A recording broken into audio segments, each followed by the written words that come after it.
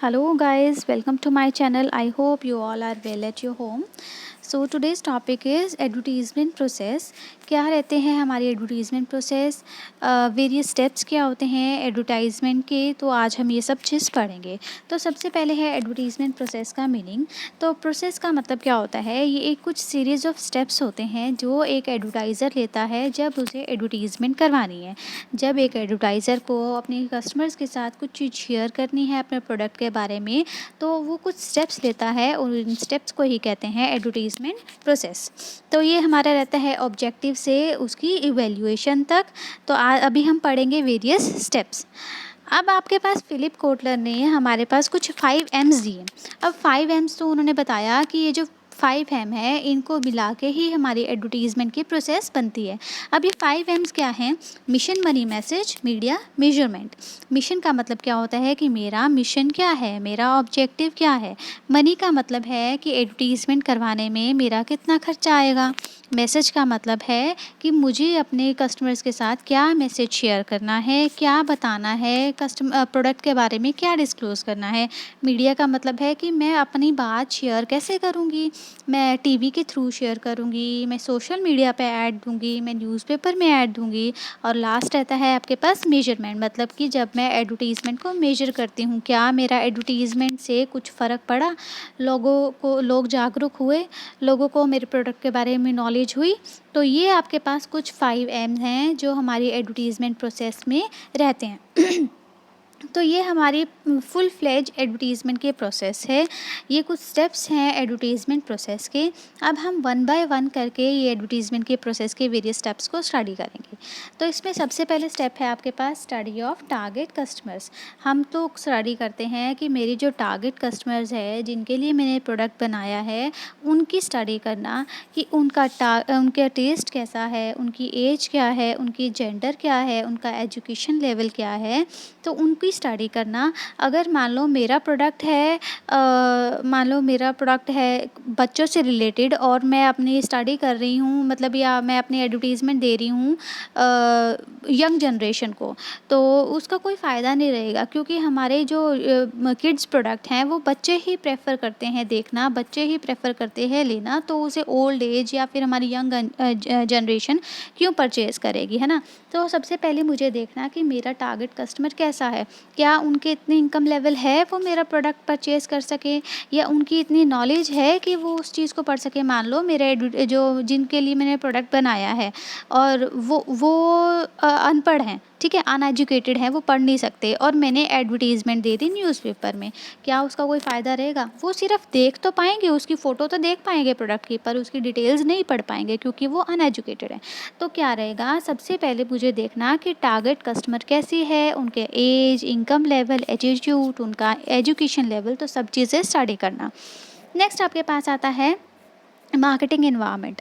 अब marketing environment क्या होता है, हमारी जो ऑर्गेनाइजेशन है, हमारा जो कंपनी है, हमारा जो बिज़नेस है, देखो एक सोसाइटी में ही होता है, ठीक है. अब सोसाइटी में वेरियस फैक्टर्स होते हैं जो हमारे बिज़नेस को अफेक्ट करते हैं. अब वेरियस फैक्टर्स हमारी कंपनी के अंदर भी हो सकते हैं जिनको हम कहते हैं इंटरनल एनवायरनमेंट, और हमारी कंपनी के बाहर भी हो सकते हैं जिनको कहते हैं हम एक्सटर्नल एनवायरनमेंट. अब इंटरनल फैक्टर भी अफेक्ट करते हैं हमारे बिज़नेस को और एक्सटर्नल एनवायरनमेंट भी अफेक्ट करता है. तो मुझे स्टडी करना कि कौन से फैक्टर्स मेरी कंपनी को अफेक्ट करते हैं, मेरे बिज़नेस को अफेक्ट कर रहे हैं. मान लो गवर्नमेंट की पॉलिसी आ गई, जो गवर्नमेंट की पॉलिसी है वो एक्सटर्नल फैक्टर है. और मान लो मेरा जो एम्प्लॉय ने स्ट्राइक कर दी, वो मेरा क्या है, इंटरनल फैक्टर है. तो मुझे इंटरनल और एक्सटर्नल के बीच में मुझे बैलेंस बना के चलना है ताकि मेरा बिज़नेस स्मूथली रन करता रहे. और इन्हीं फैक्टर्स की स्टडी करके ही मैं अपने ऑब्जेक्टिव को ले सकती हूँ, क्योंकि मुझे इन फैक्टर्स की स्टडी करना ज़रूरी है. क्योंकि जैसे ये फैक्टर चेंज होगा वैसे वैसे मुझे अपने डिसीजंस, मुझे अपने स्टेप्स भी चेंज करने पड़ेंगे. तो आपका सेकंड जो स्टेप है वो है आपके पास स्टडी ऑफ मार्केटिंग एनवायरनमेंट. अब थर्ड जो स्टेप आता है वो है आपके पास स्टडी ऑफ एडवर्टीज़मेंट ऑब्जेक्टिव. अब ऑब्जेक्टिव क्या रहेगा कंपनी का. देखो हर कंपनी का, हर बिज़नेस का ऑब्जेक्टिव अलग अलग हो सकते हैं.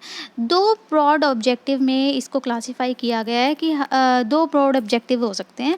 या तो एक कंपनी को सेल इंक्रीज़ करनी है, या फिर उसे अपने टारगेट कस्टमर्स के साथ कम्युनिकेट करना है. ये कंपनी टू कंपनी डिपेंड करेगा। अब देखो, अगर कोई नई कंपनी आई तो उसका ऑब्जेक्टिव सबसे पहले क्या रहेगा? अपनी इमेज बनाना, अपने कस्टमर्स के साथ बातचीत करना, अपने प्रोडक्ट के बारे में बातें शेयर करना, है ना? नॉलेज बताना, नॉलेज देना, उन लोगों को इन्फॉर्म करना, उनको अट्रैक्ट करना। और थोड़ी सी पुरानी अगर कंपनी हो जाती है तो उनका ऑब्जेक्टिव क्या हो जाता है? अपनी सेल्स को इंक्रीज़ करना। तो ये कंपनी टू कंपनी डिपेंड करता है कि उनका ब्रॉड ऑब्जेक्टिव क्या होता है। ठीक है? सेल को इंक्रीज़ करना या फिर कम्युनिकेट करना। आप ये, अगर ये मेरे जो 2 ब्रॉड ऑब्जेक्टिव्स हैं, इन ब्रॉड ऑब्जेक्टिव्स को अचीव करने के लिए हमें छोटे-छोटे ऑब्जेक्टिव्स को भी अचीव करना पड़ता है। जैसे कि मुझे ब्रांड प्रेफ़रेंस इंक्रीज़ करनी है, मुझे ब्रांड लॉयल्टी इंक्रीज़ करनी है। लॉयल्टी का मतलब क्या है? कि मेरा जो कस्टमर है सिर्फ़ मेरे प्रोडक्ट को ही परचेज़ करे, बार-बार चेंज ना हो, ठीक है? अपनी गुडविल इंक्रीज़ करनी है, मतलब बिज़नेस की रेपुटेशन इंक्रीज़ करनी है, लोगों को पर्सुएड करना है मेरे प्रोडक्ट के बारे में। तो ये हमारे कुछ ये ब्रॉड ऑब्जेक्टिव्स हैं जिनको अचीव करने के लिए छोटे-छोटे ऑब्जेक्टिव्स को भी अचीव करना पड़ेगा। तो सबसे पहले ये रहेगा हमारा एडवर्टाइज़मेंट का ऑब्जेक्टिव क्या है? सेल को इंक्रीज़ करना है या फिर कम्युनिकेट करना है। इन्हीं ऑब्जेक्टिव्स के अकॉर्डिंग ही मैं आगे जो स्टेप्स होते हैं उनको लूँगी। नेक्स्ट आपके पास है एडवर्टाइजमेंट बजट। अब मैंने डिसाइड कर लिया कि मेरा ऑब्जेक्टिव क्या रहेगा, मुझे अपनी सेल इंक्रीज़ करनी है। उसी के अकॉर्डिंग मैं क्या डिसाइड करूँगी? बजट को डिसाइड करूँगी कि मुझे अपना पैसा कितना लगाना है अपनी एडवर्टाइजमेंट पे। मुझे 1 लाख लगाना है, मुझे 5 लाख लगाना है। और देखो, बजट को डिसाइड करने के हमारे पास वेरियस मेथड्स होते हैं, जैसे कि परसेंटेज टू सेल्स मेथड। ये बताता है कि पुरानी सेल का कुछ परसेंट हम बजट में अलग से रख देते हैं। एक होता है हमारे पास अफोर्डेबल मेथड, मतलब कि जितना मैं अफोर्ड कर सकती हूँ, जितना मेरी पॉकेट को सूट करता है। मतलब अगर ऐसा नहीं है कि मैं बेफालतू में लोन लेके अपना एडवर्टाइजमेंट बजट बढ़ा रही हूँ, है ना? ऐसा नहीं होना चाहिए कि जितना मैं अफोर्ड कर सकती हूँ उतना ही। एक रहता है आपके पास कॉम्पिटिटिव पैरिटी मेथड, मतलब मैं अपने कॉम्पिटिटर को देख के अपना बजट डिसाइड कर रही हूँ कि मेरा कॉम्पिटिटर अगर 5 लाख लगा रहा है तो मैं भी 5 लाख लगा रही हूँ। और एक रहता है आपके पास ऑब्जेक्टिव एंड टास्क मेथड, जिसमें मैं अपने ऑब्जेक्टिव्स को देख के ही अपना एड बजट डिसाइड करती हूँ। तो ये कुछ हमारे पास मेथड्स हैं एडवर्टाइजमेंट बजट्स को सेलेक्ट करने के। तो पहले मैंने ऑब्जेक्टिव डिसाइड किया और फिर मैंने डिसाइड किया एडवर्टाइजमेंट का बजट। अब देखो, अब क्या डिसाइड करेंगे? बजट डिसाइड कर लिया, मान लो कि मुझे 5 लाख लगाने हैं अपने एडवर्टाइजमेंट में, ठीक है? उसके बाद मैं डिसाइड करूँगी कि अपील क्या होगी। अपील का मतलब क्या है कि मैं किस मेथड से अपने कस्टमर्स के साथ बातचीत करूँगी। मैं रैशनल अपील यूज़ करूँगी या इमोशनल अपील यूज़ करूँगी। अब रैशनल का मतलब क्या होता है? जिसमें मैं सिर्फ अपने प्रोडक्ट के फीचर्स के बारे में, प्रोडक्ट के यूजेस के बारे में, प्रोडक्ट के बेनिफिट के बारे में बात कर रही हूँ। मतलब कि ये मेरी, मान लो ये क्रीम है और इस क्रीम को लगाने से आपके रिंकल्स ख़त्म हो जाएंगे, ठीक है? या फिर ये कुछ विंटर के क्लोथ है, इसको पहनने से आपको ठंडे लगेगी। तो ये क्या हुआ? प्रोडक्ट के फीचर्स के बारे में बात कर रही हूँ, ये क्या हुई? Rational appeal. और एक होती है हमारे पास इमोशनल अपील, जिसमें हम इमोशंस का यूज़ कर रहे हैं, ठीक है? अब इमोशंस का मतलब सिर्फ रोना धोना नहीं होता। इमोशनल में हम इमोशंस हमारे खुशी भी हमारा इमोशन है, हँसी भी हमारा इमोशन है, रोना भी हमारा इमोशन है। तो इमोशनल अपील का एग्जांपल जैसे हो सकता है कि एलआईसी की पॉलिसी या इंश्योरेंस वाले जो यूज़ करते हैं वो इमोशनल अपील यूज़ करते हैं। लाइक एलआईसी का है, जीवन के साथ भी जीवन के बाद भी। मतलब इन केस आप नहीं रहते हो तो भी आपकी फैमिली को जो सपोर्ट करेगा वो है आपके पास एलआईसी। तो वो क्या यूज़ करे? Emotional appeal. तो देखो, हमने सेलेक्ट करनी है इमोशनल, सॉरी, कोई भी अपील, रैशनल अपील या इमोशनल अपील। ये डिपेंड करता है हमारे प्रोडक्ट टू प्रोडक्ट कि मेरा प्रोडक्ट कैसा है। मेरा प्रोडक्ट डेली यूज़ का है तो मैं क्यों इमोशनल अपील यूज़ करूँगी? या फिर डिपेंड करता है, वो यूज़ भी कर सकते हैं। अब जैसे हमारा रिफाइंड का आता है, तो रिफाइंड में हम लोग यूज़ कर रहे हैं जो इमोशनल अपील। कई बार हम लोग देखते हैं, शायद ये फॉर्चून या सफोला की हमारी ऐड आती है जिसमें वो हार्ट डिजीज़ के बारे में बात कर रहे हैं, तो वो क्या है? इमोशंस दिखा रहे हैं। तो ये डिपेंड करेगा कंपनी टू कंपनी कि वो कौन सी अपील को यूज़ करना चाह रही है। नेक्स्ट आपके पास रहता है मैसेज, कि अपना जो हमारा जो एडवर्टाइज़र है वो ऑडियंस के साथ कैसा, क्या चीज़ शेयर करना चाह रहा है, क्या बताना चाह रहा है।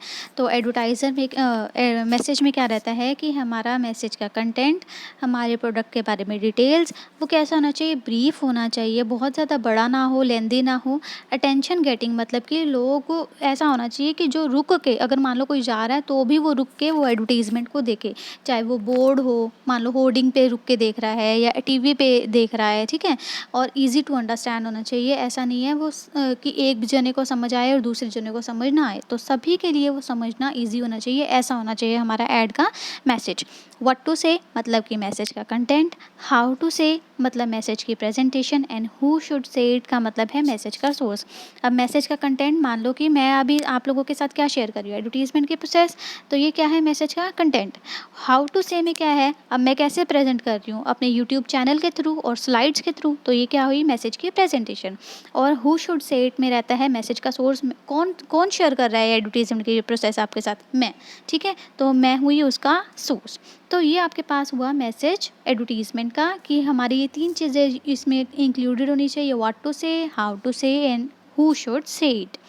अब हम लोगों ने क्या क्या सिलेक्ट किया, ऑब्जेक्टिव, बजट, उसके बाद अपील, और उसके बाद हम लोगों ने मैसेज भी सिलेक्ट कर लिया, ठीक है। उसके बाद हम देखेंगे कि मुझे कहाँ पर ऐड देनी है, मीडिया कौन सी यूज़ करनी है, मीडिया मिक्स कौन सी यूज़ करनी है, और मीडिया व्हीकल कौन सा होना चाहिए। मीडिया क्या होता है, मीडिया का मतलब है मुझे कहाँ पर अपनी एडवर्टीज़मेंट को लॉन्च करनी है। मुझे न्यूज़पेपर में देना है, मुझे टीवी में देना है, सोशल मीडिया पे ऐड देना है, कहाँ पर रेडियो में देना है। तो ये रहता है आपके पास मीडिया। मीडिया में print media, broadcasting media, print में न्यूज़पेपर, ब्रॉडकास्टिंग में टीवी, रेडियो, इंटरनेट में हमारी सोशल नेटवर्किंग साइट्स, ठीक है। अगर मुझे अपने ऑब्जेक्टिव्स को अचीव करना है तो मेरा मीडिया बेस्ट होना चाहिए। अब ये कैसे किसके ऊपर डिपेंड करेगा, मेरे बजट के ऊपर भी डिपेंड करता है, मेरी टारगेट कस्टमर्स के ऊपर भी डिपेंड करता है। अगर मेरी टारगेट कस्टमर क्या है, अनपढ़ है, तो मैं प्रिंट मीडिया का यूज़ करके कोई फ़ायदा नहीं है ना। तो वो भी देखना, मुझे बजट भी देखना। अगर मान लो मेरा बजट है तो 10,000 का, और मैं टीवी का यूज़ कर रही हूँ, तो टीवी में तो ऐड आ ही नहीं सकता। तो मुझे सभी फैक्टर्स को चूज़ करके ही अपनी मीडिया को सेलेक्ट करना है। अब उसके बाद मैंने मीडिया तो सेलेक्ट कर लिया, मान लो मैंने टीवी में सेलेक्ट कर लिया, ठीक है, कि मैंने टीवी में ऐड देनी है। उसके बाद मैं देख रही हूँ, या फिर मीडिया मिक्स। अब मीडिया मिक्स का मतलब क्या है कि जब एक एडवर्टाइज़र सिर्फ एक चीज़ से सेटिस्फाई ना हो, एक मीडिया से सेटिस्फाई ना हो, और वो बहुत सारे मीडिया का यूज़ करना चाहिए, मतलब कि वो टीवी पे भी ऐड देना चाहता है, न्यूज़पेपर पे भी देना चाहता है, मैगज़ीन में भी, और इंटरनेट में भी देना चाहता है, तो वो होता है हमारा मीडिया मिक्स। मतलब कि बहुत सारे कॉम्बिनेशन के मीडिया के कॉम्बिनेशन का हम लोग यूज़ कर रहे हैं, ठीक है। टीवी में भी दिया, न्यूज़पेपर में भी दिया, इंटरनेट पे भी दिया, और पोस्टर्स भी लगा दिए। ये हुआ हमारा मीडिया मिक्स। उसके बाद आ गया मीडिया व्हीकल। मीडिया व्हीकल का मतलब है कि पर्टिकुलर सेलेक्ट करना, कि पर्टिकुलर चीज़ क्या रहेगी। मान लो मैंने सोचा कि मुझे टीवी पे भी ऐड देना है और मुझे न्यूज़पेपर पे भी ऐड देना है, ठीक है। तो मैंने सेलेक्ट किया टीवी पे, मैं तो सेलेक्ट करूँगी आज तक, और न्यूज़पेपर में मैंने सेलेक्ट किया पंजाब केसरी। तो ये क्या हुआ, मीडिया व्हीकल। तो मीडिया हुआ बहुत सारी चीज़ें। मीडिया मिक्स क्या हुआ, जब हम बहुत सारे कॉम्बिनेशन को यूज़ करते हैं। और मीडिया व्हीकल क्या है, जब मैं उस मीडिया वाले में से एक पर्टिकुलर चैनल को, पर्टिकुलर चीज़ को चूज़ कर लेती हूँ। चैनल में मैंने चूज़ किया आज तक, और न्यूज़पेपर में मैंने चूज़ किया पंजाब केसरी। तो ये हुआ मीडिया व्हीकल, जो व्हीकल मेरे पर्टिकुलर मैसेज को ऑडियंस तक लेके जाएगा, ठीक है। मूविंग फर्दर, ये सब चीज़ें सिलेक्ट कर ली। उसके बाद मुझे सेलेक्ट करना है शेड्यूलिंग। अब शेड्यूलिंग का मतलब क्या होता है, किस दिन किस टाइम पर मेरा एडवर्टीज़मेंट दिखाया जाएगा। देखो, ये डिपेंड करेगा कि मेरा कस्टमर कैसा है, या फिर मेरी टारगेट ऑडियंस कैसी है। अगर मान लो मेरा प्रोडक्ट है बच्चों का, और मैं दिखा रही हूँ उसे 11-12 बजे, तो 11-12 बजे तो बच्चे स्कूल में होते हैं, तो उस एडवर्टीज़मेंट का क्या फ़ायदा, बच्चे देख ही नहीं पाएंगे। तो मुझे ऐसा मीडिया शेड्यूलिंग होना चाहिए, डेट एंड टाइम ऐसा होना चाहिए कि जिसके लिए वो प्रोडक्ट है, जिस जिस कस्टमर के लिए वो प्रोडक्ट है, वो उन्हें देख पाए, ठीक है। तो अगर बच्चों का है तो मैं कब दूंगी एडवर्टीज़मेंट, शाम में दूंगी या संडेज़ को दूंगी, है ना। तो ये रहता है आपके पास मीडिया की शेड्यूलिंग, डिसाइड करना date and time of advertisement. Next आपके पास है डिज़ाइनिंग ऑफ एडवर्टीज़मेंट कॉपी। अब डिज़ाइनिंग का मतलब है फुल फ्लेज, जब हमारी एडवर्टीज़मेंट कॉपी तैयार हो जाती है, उसमें मेरे मैसेज कौन उस चीज़ को, मैसेज को लेके जाएगा, ठीक है, कौन सा एक्टर रोल प्ले करेगा, मेरे प्रोडक्ट का नाम क्या है, हेडिंग क्या है, सब हेडिंग क्या है, मैसेज लोगो क्या है, ब्रांड का ब्रांड नेम क्या है। तो हमारी पूरी, जब हमारी एडवर्टीज़मेंट कॉपी तैयार हो जाती है, वो रहती है हमारी एडवर्टीज़मेंट कॉपी। और ये कैसी होनी चाहिए, इफ़ेक्टिव होनी चाहिए, परसुएसिव होनी चाहिए, इन्फॉर्मेशन देने वाली होनी चाहिए, और बिलीवेबल, लोग इस पे ट्रस्ट कर सके, ऐसी होनी चाहिए हमारी एडवर्टीज़मेंट कॉपी। मतलब जब फुल फुल जब मेरा एडवर्टीज़मेंट तैयार हो जाता है, वो कैसा होना चाहिए, इफ़ेक्टिव होना चाहिए, पर्सुएसिव, लोगों को अट्रैक्ट करने वाला होना चाहिए, इन्फॉर्मेटिव मतलब कि नॉलेज देने वाला होना चाहिए, इन्फॉर्म करने वाला होना चाहिए, और बिलीवेबल मतलब कि जिसके ऊपर लोग विश्वास कर सकें, ऐसा होना चाहिए हमारा एडवर्टीज़मेंट। अब ये ज़रूरी नहीं है कि टीवी वाला ऐड ही हो या फिर हमारा न्यूज़पेपर वाला, किसी में भी जहाँ पर भी हमारा एडवर्टीज़मेंट हो वो इन फैक्टर्स को लेके ही बनाना चाहिए। मूविंग फर्दर, अब आ गया हमारे, जब मैं एडवर्टीज़मेंट की एग्जीक्यूशन कर देती हूँ। एग्जीक्यूशन में क्या होगा, जब जिस दिन जिस टाइम पर फाइनली मेरा एडवर्टीज़मेंट लॉन्च किया जाएगा, मान लो टीवी पे दिखा दिया मैंने आज तक पे, ठीक है, तो वो मैंने मान लो शाम को दिखाया, तो जिस दिन जिस टाइम पर जिस चैनल पर जब फाइनली लॉन्च किया जाता है एडवर्टीज़मेंट, होता है हमारे पास एग्जीक्यूशन, ठीक है, कि हमारी जो मीडिया है जब वो मेरी एडवर्टीज़मेंट को दिखा रही है।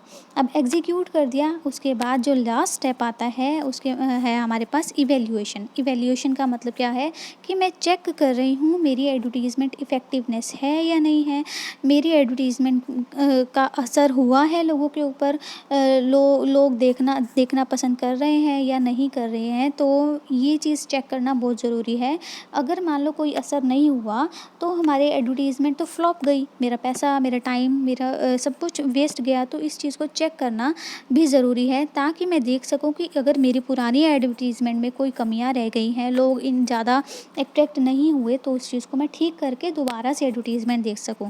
अब इसको चेक कैसे कर सकते हैं, लाइक अगर एडवर्टीज़मेंट दे दी और उसके बाद मेरे पास कॉल आने लगी उसकी इंक्वायरी के लिए, ठीक है, प्रोडक्ट की इंक्वायरी के लिए, या फिर मेरी सेल इंक्रीज़ हो गई, है ना, तो ये क्या है, मतलब लोगों ने मेरी एडवर्टीज़मेंट को देखा है, लोगों ने मेरे प्रोडक्ट को पसंद किया है, तो वो क्या हुआ, एडवर्टीज़मेंट इफेक्टिवनेस। कई बार ये ऐसे होता है ना कि हम लोग टीवी पे एडवर्टीज़मेंट देखते हैं और दुकान पे जाके वही प्रोडक्ट की डिमांड करते हैं कि नहीं नहीं अंकल वो दो, है ना, तो वो क्या हुआ, हम उनकी एडवर्टीज़मेंट क्या है, इफेक्टिव है ना, क्योंकि वो हमें अट्रैक्ट कर पा रही है, हम जाके दुकान पे खुद से पूछ रहे हैं कि हमें वो वाला प्रोडक्ट दो, तो वो क्या हुई, हमारी इफ़ेक्टिव एडवर्टीज़मेंट हुई। तो इवैल्यूएट करना भी बहुत ज़्यादा ज़रूरी होता है हमारी एडवर्टीज़मेंट को।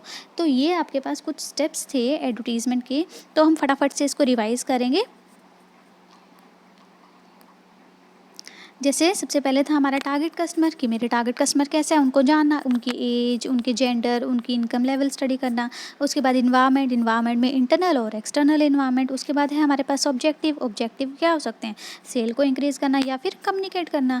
उसके बाद है ऐड का बजट मतलब कि पैसा देखना कि मुझे 5 लाख लगाने हैं, मुझे 10 लाख लगाने हैं। उसके बाद अपील में रैशनल और इमोशनल अपील, ठीक है। नेक्स्ट आपके पास है मीडिया मिक्स, मीडिया व्हीकल, मुझे पर्टिकुलर चैनल सेलेक्ट करना कि मुझे किस में ऐड देना है, या मुझे बहुत सारे अगर कॉम्बिनेशन देखने हैं तो मुझे कितना कितना कहाँ पर पोर्शन देना है।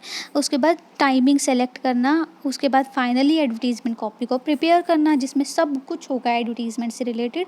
उसके बाद एग्जीक्यूट कर देना और बाद में चेक करना इसकी इफ़ेक्टिवनेस की, मेरी एडवर्टीज़मेंट जो है वो इफ़ेक्टिव है या नहीं है, सेल इंक्रीज़ हुई है या नहीं है। तो ये कुछ आपके पास एडवर्टीज़मेंट के स्टेप्स थे। I really hope you like my video. Please like, share and subscribe my channel. Thank you and have a nice day.